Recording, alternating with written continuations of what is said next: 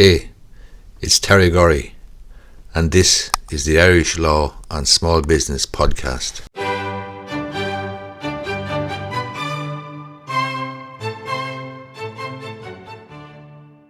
There's a potentially important case there reported in the newspapers today and indeed on the other media. It's to do with the Ulster Bank losing a High Court appeal against findings by the Financial Services Ombudsman.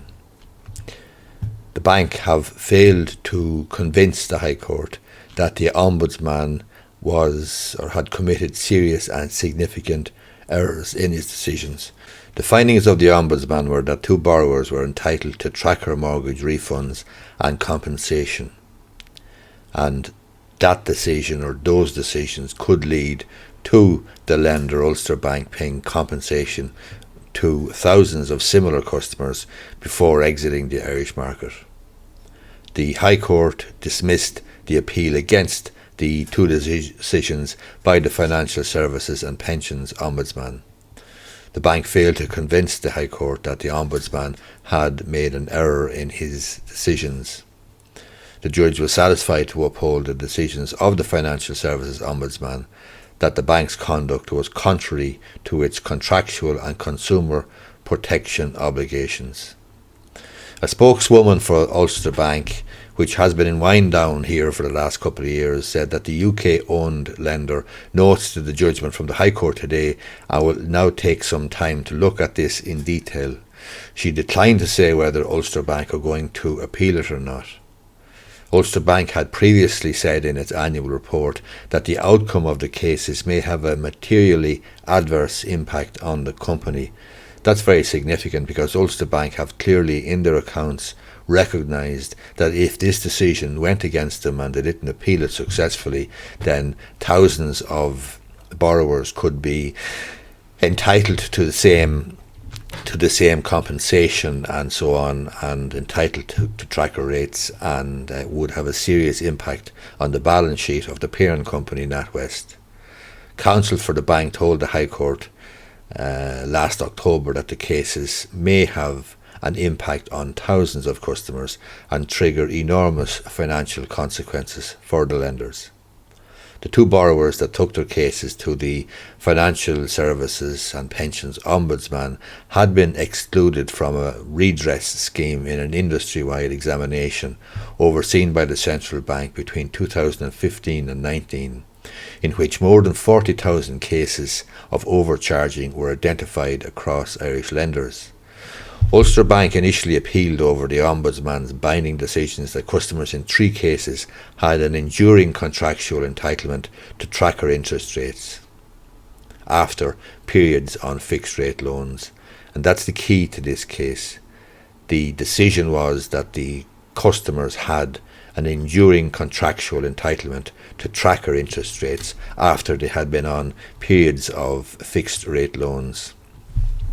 Last October in the High Court, the judge was told the parties had agreed that one of the decisions being challenged would be set aside, with the Ombudsman to consider the matter afresh. However, orders were on hold in relation to that to allow the High Court ruling to inform directions accompanying the remittal. The appeals before the court focused primarily on one of the three cases. This case involved two borrowers who took out a mortgage in April 2004 that initially had a one-year reduced interest rate before reverting to Ulster Bank's so-called home loan rate, its standard variable product. They signed a so-called flexible mortgage transfer form in 2006, entitling them to move on to a tracker loan. They subsequently applied in May 2007, as ECB rates were rising, to fix their interest rates until August 2010. The relating loan document said the bank may offer to extend the fixed period at the end of the fixed term or offer alternative available products. However, if these were not accepted, the contract stated, the borrowers would revert to the bank's home loan rate. When the fixed rate period ended, the borrowers sought to revert to their previous tracker rate, but the bank refused as it stopped offering that rate to new customers since 2008. In her ruling, the judge said that a significant factor of the Ombudsman's analysis of the loan contract was the bank's original commitment to offering alternative available products. at the end of the fixed rate period. The bank had never explained that the tracker rate might not be available when their fixed rates came to an end, she said.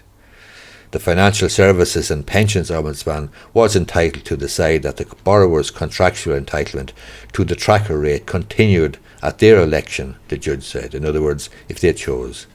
Whatever interest rate the borrowers were entitled to must come from the contract they had entered with the bank, she said, noting there had been no rescission of the contract when the clients switched to other interest rates. Good man, thanks. She refused the bank's appeals and affirmed the Ombudsman's decision. It will be interesting to see whether Ulster Bank appeal this further to the Court of Appeal, but that's the situation as it is. It could have serious and significant financial consequences for Ulster Bank, because they have admitted themselves openly that thousands of similar customers could be affected or are affected by this decision, and their balance sheet may well be adversely affected as a consequence. Hope you find this video useful. If you do, I'd appreciate if you give it the thumbs up down below. Thanks a lot.